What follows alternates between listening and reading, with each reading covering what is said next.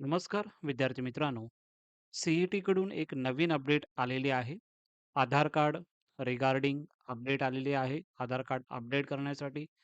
त्यानंतर अपार आय-डी आणि पी-डब्ल्यू-डी कॅन्डिडेट्स असतील किंवा डिसॅबिलिटी जे स्टुडंट आहेत, त्यांच्यासाठी अपडेट आलेली आहे. कोणकोणते डॉक्युमेंट्स तुमच्याकडे असले पाहिजेत, त्या रिलेटेड ही अपडेट आहे. ऑफिशियल अपडेट आहे. आपण सीईटीच्या वेबसाईटला आलो आहोत. सीईटीच्या वेबसाईटला आल्याच्यानंतर तुम्हाला इथे दिसत आहे इम्पोर्टंट नोटीस रिगार्डिंग आधार ऑथेंटिकेशन, अपार आय-डी जनरेशन अँड यू-डी-आय-डी म्हणजेच पी-डब्ल्यू-डी कॅन्डिडेटसाठी आणि जे विद्यार्थी स्क्राईब स्टुडंट आहेत त्या विद्यार्थ्यांसाठी पण आहे.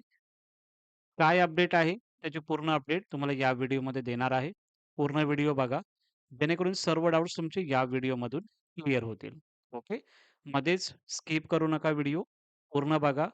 त्यामध्ये तुम्हाला कारण की रजिस्ट्रेशन करताना या सर्व इम्पोर्टंट इन्फॉर्मेशन लागणार आहे आणि हे का केलेलं आहे ते सुद्धा तुम्हाला यामध्ये मी सांगणार आहे. ही ऑफिशियल नोटिफिकेशन जे की 22 डिसेंबर 2025 म्हणजे आजच ही पब्लिक नोटीस आलेली आहे.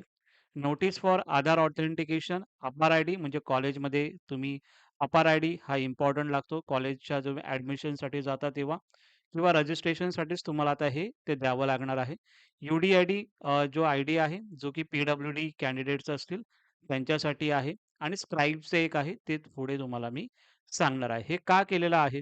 कारण की ॲट द टाईम ऑफ जेव्हा ॲडमिशनसाठी तुम्हाला जात असतात, तेव्हा खूप विद्यार्थी अपार आय-डी देण्यासाठी विसरतात आणि मुंबई युनिव्हर्सिटीचं एक ऑफिशियल अपडेट आलेली होती, की खूप विद्यार्थ्यांचं अपार आय-डी हा अपडेट नाही झालेला आहे. ज्या विद्यार्थ्यांनी ॲडमिशन कॉलेजेसमध्ये एल-एल-बी 3 इयर्स असतील किंवा एल-एल-बी 5 इयर्स या विद्यार्थ्यांनी ॲडमिशन घेतलेले आहेत, पण अपार आय-डी त्यांनी अपडेट केलेला नाहीये. तो मुंबई युनिव्हर्सिटीसाठी खूप इम्पोर्टंट असतो अपार आय-डी. यामध्ये तुमचे जे स्कोर असतात, त्यामध्ये हे ॲड होत असतात. ओके. सो एज्युकेशन रिलेटेड हा अपार आय-डी खूप महत्त्वाचा आहे. त्यानंतर तुमचं नेम, ॲड्रेस, डी-ओ-बी हे जे आहे यासाठी ऑथेंटिकेशन करणं म्हणजेच काय करायचं आहे तुम्हाला आधारचं, की आधारमध्ये तुम्हाला मोबाईल नंबर हा अपडेट करायचा आहे. मोबाईल नंबरमध्ये तुम्हाला ओ-टी-पी वगैरे या सर्व गोष्टी आल्या पाहिजेत. यासाठी हे सर्व आता केलेलं आहे. काय-काय केलेलं आहे ते तुम्हाला यामध्ये सांगत आहे. आधार आय-डी जर आपण बघितलं आधार कार्डचं त्यालाच यू-आय-डी-ए-आय कार्ड असं सुद्धा बोललं जातं. त्यामध्ये प्रॉपरली तुमचं नाव असणं गरजेचं आहे. कोणतीही स्पेलिंग मिस्टेक असेल, काही प्रॉब्लेम असेल, तर आत्ताच तुम्हाला ते चेंजेस करायचे आहे. ओके. त्यामध्ये जर चेंजेस करायचे असेल, तर करून घ्या. नंतरला ते चेंजेस करायला खूप प्रॉब्लेम येऊ शकतो. डेट ऑफ बर्थ कारण की आता टायमिंग आहे, नंतरला परत तुमच्याकडे टाईम नसणार आहे. डेट ऑफ बर्थ जर आपण बघितलं, तर 10th मध्ये सर्टिफिकेटवर जे तुमची डेट ऑफ बर्थ आहे, तीच तुमची आधार कार्डवर असली पाहिजे. खूप विद्यार्थ्यांचा प्रॉब्लेम येतो, की सर नावामध्ये माझा प्रॉब्लेम आहे. 10th सर्टिफिकेटमध्ये माझं वेगळं नाव आहे आणि आधार कार्डमध्ये डिफरंट नाव आहे. सो 10th सर्टिफिकेटवर जे नाव असेल तेच नाव तुम्हाला यामध्ये मेन्शन करायचं आहे. काही विद्यार्थ्यांकडे समजा गॅझेट सर्टिफिकेट वगैरे या सर्व गोष्टी असेल तर ठीक आहे. पण आधारमध्ये जे नाव असलं पाहिजे तेच तुम्हाला यामध्ये सांगितलेलं आहे. लेटेस्ट फोटोग्राफ म्हणजे खूप 20, 10 किंवा 12 वर्ष अगोदर जर तुम्ही फोटो काढला असेल, तो फोटो चालणार नाहीये. लेटेस्ट फोटो तुम्हाला चेंजेस करावे लागतील. आधार सेंटरला जाऊन तुम्हाला तुमचा फोटो चेंजेस तुम्ही करू शकता. ॲड्रेस काही चेंजेस करायचा असेल तर ॲड्रेस सुद्धा करू शकता. फादर्स नेम हे प्रॉपरली असलं पाहिजे आणि तुमचा मोबाईल नंबर आधार कार्डशी अपडेट असणं गरजेचं आहे. कारण की ओ-टी-पी तुमच्या त्या मोबाईल नंबरवरती येणार आहे, जेव्हा कुठे व्हेरिफिकेशन होणार आहे तेव्हा. हे झालं आधार कार्ड रिलेटेड. सेकंड आहे अपार आय-डी. अपार आय-डी हा सी जेव्हा ॲडमिशन वगैरे घेत असतो स्टुडंट त्यावेळी लागत होता.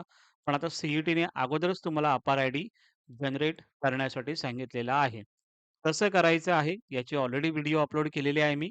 तर तुम्हाला आय सेक्शनमध्ये किंवा या व्हिडिओच्या डिस्क्रिप्शन बॉक्समध्ये तुम्हाला ते व्हिडिओ भेटून जाईल. ओके. किंवा जर तुम्हाला नवीन व्हिडिओ पाहिजे असेल तर तसं मला सांगा कमेंट सेक्शनमध्ये.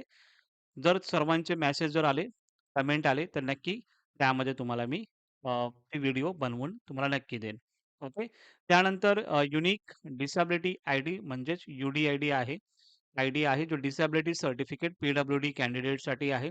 त्यांच्यासाठी सुद्धा हा कार्ड इम्पोर्टंट आहे किंवा डिसेबिलिटी सर्टिफिकेट असेल कॉम्पिटंट ऑथॉरिटीने जर दिली असेल, ते सुद्धा तुम्हाला चालणार आहे. बिकॉज हे सर्व टॅप ॲडमिशन प्रोसेसमध्येच तुम्हाला त्याच्या अगोदरच तुम्हाला लागणार आहे किंवा आत्तापासून डॉक्युमेंट्स वगैरे बनवण्यासाठी तुम्ही चालू करू शकता.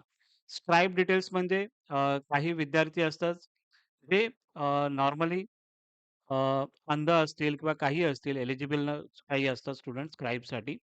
त्या विद्यार्थ्यांसाठी एक पर्सन ठेवलेला असतो. ओके. ते स्वतः रीड आउट करतात आणि दुसरा व्यक्ती असतो तो नॉर्मली लिहत असतो जे काही इन्स्ट्रक्शन असतात. सो त्यासाठी पण दिलेलं आहे कॅन्डिडेट्स केस एलिजिबल डिसेबिलिटीज नाव, आधार, रिसेंट फोटोग्राफ त्यांचं पण असणं गरजेचं आहे. Bonafide certificate issue bye institution आणि हायेस्ट क्वालिफिकेशन गोष्टी तुम्हाला लागणार आहेत. तर या डॉक्युमेंट्स तुम्ही नक्की अपलोड करण्याचा प्रयत्न करा. ओके. Thank so much.